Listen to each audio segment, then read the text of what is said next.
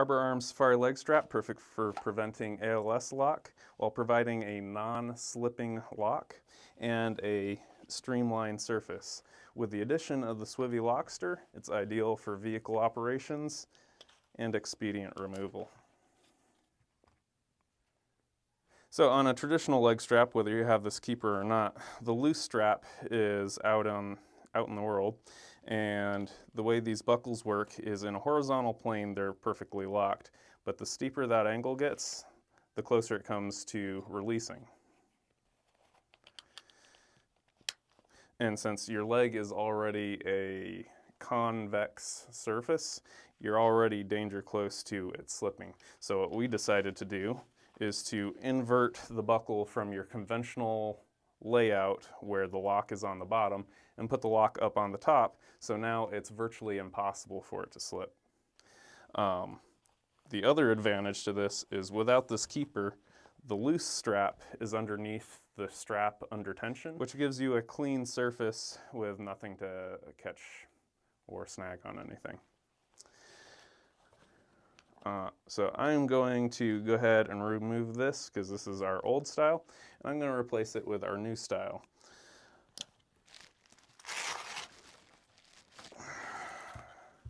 Now, you probably recognize the Safariland bolt configuration. Good thing to know is these bottom two holes, this is your 1-inch hole, so the bottom bolt and that hole will line up when you're on a 1-inch strap, and the bottom bolt hole and the very bottom hole will align for an 1.5-inch strap.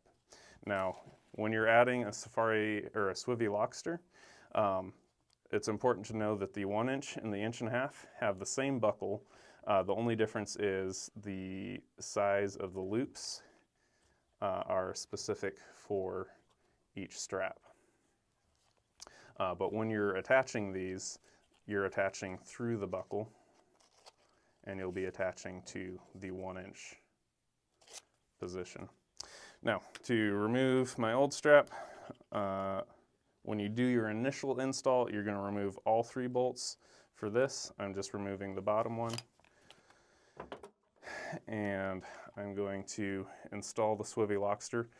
Something that's important to note is which way your holster is facing. Right now my holster is facing downward, and you're going to want the release facing out, so make sure it's in the right orientation when you put this through.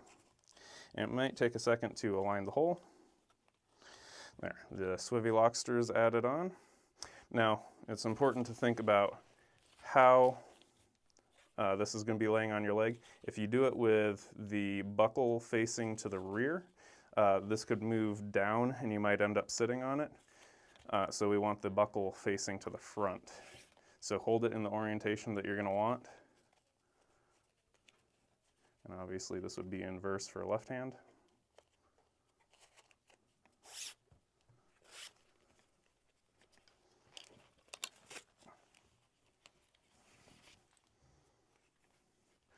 And again, I got to figure out how I'm laying this out for that. This would be how the male buckle would be conventionally. We don't care about convention, we care about function. So we're going to flip that to the way that's most functional. Slip that through, and now, even without holding that end, we can see it's locking perfectly. The last little piece is to take one of these Velcro 1-wraps and this little loop that's put on the end. You slide the 1-wrap through there. Now, let's try this on and get it adjusted. The adjustment might be a little bit slower, but it's never going to adjust on you, and I would rather take a few extra seconds to adjust it and have it not shift at all when you're out on the range, out on mission. So there you go. I just preemptively slid this back a ways. It's elastic, so it's going to stretch with you. If it's a little bit too tight, you can release. Pull out a little slack. and you're pretty much set up. One of the cool things about adding this Swivy Lockster is that if you're doing a lot of vehicle operations or anything where you're sitting down a lot, it gives you that pivot for when you get in that sitting position. But the other thing is if you want to just not run a leg strap for some reason, you don't need any tools to just get rid of your leg strap and go back to the naked configuration. That is the Safariland leg strap adapter in Swivy Lockster. Come to arborarmsusa.com and check yours out today.